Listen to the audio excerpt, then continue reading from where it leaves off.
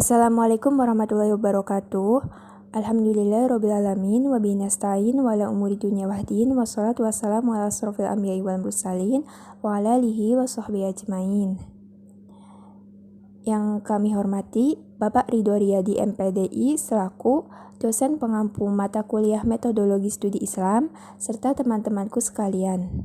Pada kesempatan kali ini kami akan menyampaikan materi dari hasil diskusi kami yang berjudul Reaksi Pemikiran Islam Terhadap Globalisasi. Sebelum penyampaian materi, izinkan saya memperkenalkan anggota kelompok 11. Yang pertama ada saya sendiri, Anissa Oktaviani Abaha dengan NIM 2120303. Yang kedua ada Sabida Lihoyati Kadza dengan NIM 2120306. Dan yang ketiga ada Syarifah Nurul Aini dengan NIM 21253. Di sini saya sebagai pemateri pertama yang akan menyampaikan materi tentang pengertian Islam dan globalisasi, pengertian pembaruan, dan macam-macam karakteristik Islam globalisasi. Yang pertama, pengertian Islam dan globalisasi. Secara etimologi, Islam berasal dari bahasa Arab salimah, yang berarti selamat dan sentosa.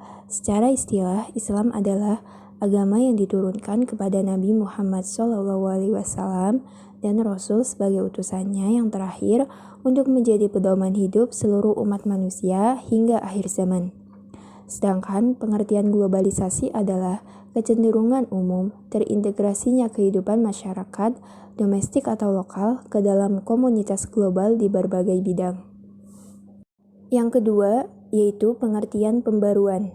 Secara epistemologis, pembaruan terjemahan dari kata modernization dalam bahasa Indonesia adalah proses menjadi baru. Sedangkan kata modernism menurut Harun Nashashian dalam masyarakat barat mengandung arti adat istiadat, institusi lama, dan lain sebagainya. Agar semua itu menjadi sesuai dengan pendapat dan keadaan yang baru yang ditimbulkan oleh ilmu pengetahuan dan teknologi modern. Jadi, pembaruan merupakan upaya untuk menata kembali struktur-struktur sosial, politik, pendidikan, dan keilmuan yang mapan dari ketinggalan zaman atau outdated, termasuk struktur pendidikan Islam yang merupakan bentuk pembaruan dalam pemikiran dan kelembagaan Islam. Selanjutnya, macam-macam karakteristik Islam globalisasi.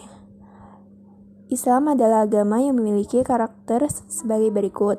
Yang pertama, Islam menjelaskan sesuatu yang semuanya untuk keselamatan manusia.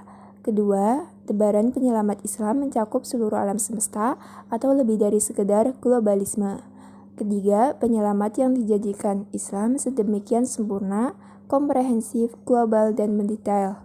Keempat, penyerahan diri seorang muslim tertuju kepada Allah SWT secara mutlak. Kelima, meskipun lebih dari global, dalam waktu yang sama, Islam juga merupakan agama eksklusif ketika harus berhadapan dengan segala bentuk sekularisme dan kebatilan dari sistem ketauhidan yang murni. Keenam, Islam menyeru kepada siapapun yang memilihnya sebagai agama untuk kedalamannya secara total. 7. Tidak ada sesuatu pun yang dibiarkan tidak diperhatikan kepada Islam. Selanjutnya yaitu karakteristik globalisasi. Yang pertama ada internasionalisasi, yaitu dari ke daerah menuju ke arah yang lebih luas. Kedua, liberalisasi, yaitu paham menuju arah serba bebas dan melepaskan norma-norma yang telah mapan, antara lain norma-norma agama Islam. Ketiga, suprateritorialisme, yaitu ruang-ruang sosialitas tidak lagi dapat dipetakan dengan jarak dan batas-batasan wilayah. Dengan demikian, dunia adalah satu wilayah. Keempat yaitu universal, yaitu dunia telah menyatu, tidak lagi ada yang menyekat antara wilayah satu dan wilayah lain. Sebagai berkah kemajuan iptek, terutama teknologi telekomunikasi. Yang kelima, westernisasi, yaitu arah peradaban dari dunia timur menuju arah kultur dunia barat. Baiklah, pemateri selanjutnya akan disampaikan oleh Sabita Lihoyati Kadza. Assalamualaikum warahmatullahi wabarakatuh. Nama saya Sabita Lihoyati Kadza dengan NIM 2120306 akan membawakan materi dampak globalisasi terhadap Islam dan Islam sebagai ajaran global. Menurut Faisal Abdurrauf, dalam kurun 80 tahun telah terjadi sejumlah peristiwa penting dalam sejarah Islam, diantaranya pada tahun 1924, dinasti Utsmaniyah berakhir dan Inggris, Prancis, dan Rusia memisahkan dinasti tersebut menjadi sejumlah negara yang terpisah. Pada tahun 1947, India terpecah menjadi Pakistan dan India. Pada tahun 1948, Israel dibentuk sebagai negara bangsa Yahudi yang dalam batas wilayah dunia Muslim.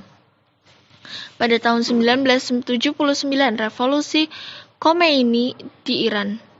Pada tahun 1989, tembok Berlin runtuh dan berakhirnya Perang Dingin yang mengubah kalkulasi politik dengan memandang Afghanistan dan dunia Islam. Pada tanggal 11 September 2001, drama penyerangan bom bunuh diri dalam sejarah yang terjadi di dataran Amerika. Pada tahun 2003, untuk pertama kalinya militer Amerika menduduki Irak dan ratusan ribu pasukan guna membentuk sebuah negara Irak baru. Islam sebagai ajaran global. Islam sebagai ajaran global yang universal mampu menjadi tata nilai sebagai acuan bagi kehidupan yang serba berkembang dan dinamis, sekaligus menunjukkan keagungan, keutuhan, dan keunikannya. Keunikan Islam dalam tata nilai tersebut dapat dilihat pada pertama, syariat Islam adalah tata nilai aturan dan norma ciptaan Allah Subhanahu wa Ta'ala yang mengetahui segala sesuatu yang dibutuhkan oleh manusia.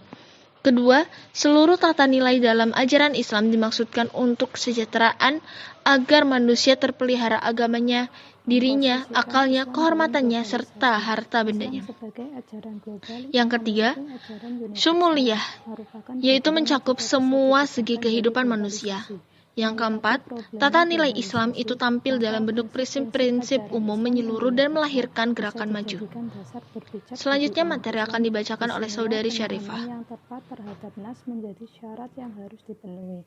Islam pada prinsipnya satu secara akidah, tetapi pada bidang-bidang yang lainnya boleh jadi berbeda atau malah bertentangan. Namun demikian, semua itu secara keseluruhan tetap berada dalam naungan Islam. Dalam menyikapi globalisasi ekonomi yang merupakan bagian dari realitas saat ini, Islam sebagai sebuah ajaran moralitas memberikan batasan-batasan agar tidak terjadi eksploitasi antara manusia yang satu dengan yang lain.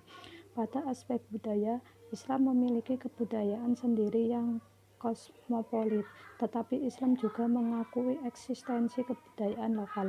Pada aspek teknologi, Islam menghendaki teknologi yang tepat guna, dalam arti tidak hanya memberikan kemudahan dan kenyamanan, tetapi juga tetap menempatkan manusia sebagai subjek penting. Reaksi pemikiran Islam terhadap globalisasi. 1. Tradisionalis. Pemikiran tradisionalis percaya bahwa kemunduran umat Islam adalah ketentuan dan rencana Tuhan. Hanya Tuhan yang Maha Tahu tentang arti dan hikmat di balik kemunduran dan keterbelakangan umat Islam. Hanya Tuhan yang Maha Tahu tentang arti dan hikmat di balik kemunduran dan keterbelakangan umat Islam. 2. Modernis. Dalam masyarakat barat, modernisme mengandung arti pikiran, aliran, gerakan, dan usaha untuk mengubah paham-paham dan institusi-institusi lama untuk disesuaikan dengan suasana baru yang ditimbulkan oleh kemajuan ilmu pengetahuan dan teknologi. Oleh karena itu, modern lebih mengacu pada dorongan untuk melakukan perubahan karena paham-paham dan institusi-institusi lama dinilai tidak relevan. 3. Revivalis fundamentalis. Kecenderungan umat Islam ketiga dalam menghadapi globalisasi adalah revivalis. Revivalis menjelaskan faktor alam atau internal dan faktor luar atau eksternal sebagai dasar analisis tentang kemunduran umat Islam. Bagi revivalis, umat Islam terbelakang karena mereka justru menggunakan ideologi atau isme lain sebagai dasar pijakan daripada menggunakan Al-Quran sebagai acuan dasar. 4. Transformatif. Gagasan transformatif merupakan alternatif dari ketiga respon umat Islam di atas.